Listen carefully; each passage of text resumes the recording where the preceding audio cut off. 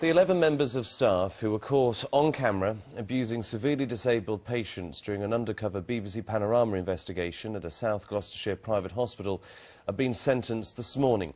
The staff have admitted 38 charges of either neglect or ill treatment between them. Our correspondent Andrew Plant joins us now from Bristol Crown Court. Andrew, it was a shocking panorama. They admitted to the charges that were brought against them, but we understand that during this case many of the barristers have asked for the inevitable prison sentences to be suspended.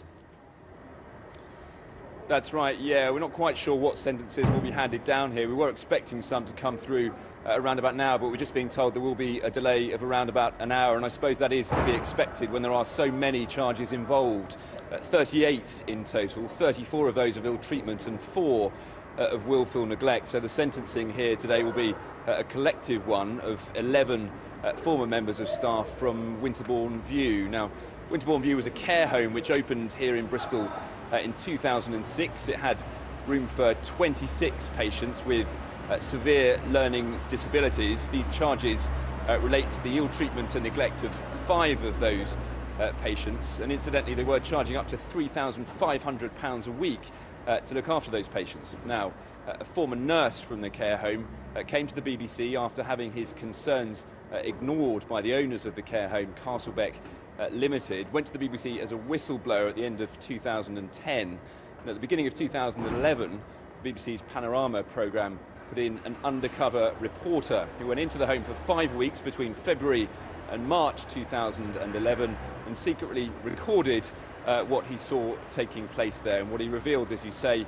was deeply distressing. There were incidences of people being slapped, physical restraint, people using a chair to pin people to the floor. One woman was soaked with a glass of water, sprayed in the shower and then left outside in the cold.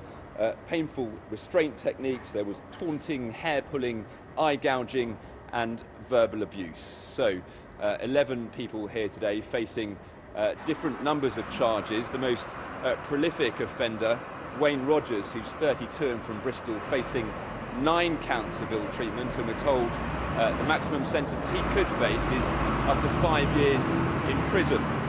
Now, prosecuting this case over the last week or so, Kerry Barker said the culture of the hospital was one of bored, unstimulated patients and staff, where the use of illegal physical restraints was commonplace.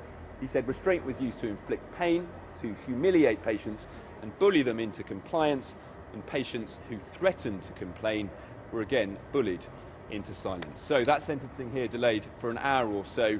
We're expecting a short statement from the owners, the former owners of the care home, which was closed just last year, Castlebeck, to happen. Afterwards, we'll bring you those sentences as soon as they come through.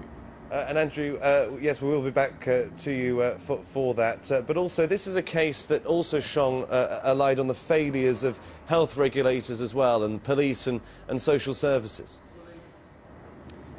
That's right, yeah. It's really shaken up the industry, I think it would be fair to say. The Care Quality Commission, the independent regulator of social and health services, said afterwards that they had changed their policy, particularly on whistleblowers, on people who come forward to say that they have witnessed some form of mistreatment within the industry. And that is something that this case really shone a spotlight on, because that nurse who had already complained to the industry regulator had taken concerns as well to Castlebeck Limited about what they were seeing within Winterbourne View. Effectively, he said, had his concerns ignored, and that is something the Care Quality Commission has decided was unacceptable, and that has led to a change in policy about the way people who raise concerns over this type of thing are dealt with. Okay, Andrew, we are hearing that that hearing is due to start soon, so we will be back to you at Bristol Crown Court as soon as there's any news. For now, Andrew, thank you.